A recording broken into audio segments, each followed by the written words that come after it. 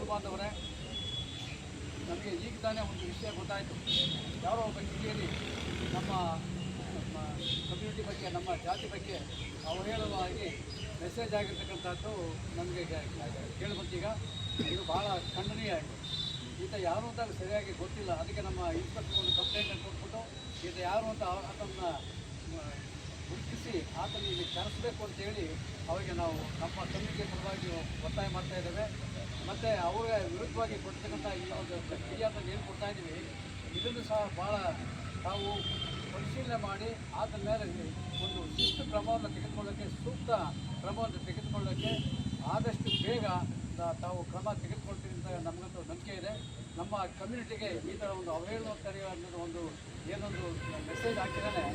ಆತ ಯಾರು ಅಂತ ಆತನ ವಿಳಾಸ ಅಂತ ನಮಗೆ ಸರಿಯಾಗಿ ಗೊತ್ತಿಲ್ಲ. ಆತನಿಗೆ ಕರೆಸಬೇಕು, ಕರೆಸ್ಬಿಟ್ಟು ನಮ್ಮ ಮತಬಾಂಧವರು ಏನಿದೆ ನಮ್ಮನ್ನು ಕರೆಸಿ ನಮ್ಮ ಎದುರುಗಡೆ ಅವನು ಯಾತಕ್ಕೋಸ್ಕರ ಈ ಥರ ಕೆಟ್ಟದೆಲ್ಲ ಬಂದಿದ್ದಾನೆ ಅದನ್ನು ನಮ್ಮ ಮುಂದೆ ತಾವು ವಿಚಾರಣೆ ಮಾಡಬೇಕು. ಇದರ ಮೇಲೆ ಸಂಪೂರ್ಣವಾಗಿ ಶಿಸ್ತು ಕ್ರಮವನ್ನು ತೆಗೆದುಕೊಳ್ಳೋಕ್ಕೆ ಸಹಕಾರ ಕೊಡ್ತೀವಿ ಅಂತೇಳಿ ನಿಮಗೆ ಒಂದು ಫಿರ್ಯಾದನ್ನು ಈ ದಿವಸ ಕೊಡ್ತಾ ಇದ್ದೇವೆ. ಹನುಮಂತೇಗೌಡರು ವಕೀಲರಾದಂಥ ಹನುಮಂತೇಗೌಡರು ಕಾನೂನು ರೀತಿ ಅದ್ರ ಬಗ್ಗೆ ಒಂದೆರಡು ಅಭಿಪ್ರಾಯ ತಿಳಿಸ್ತಾರೆ.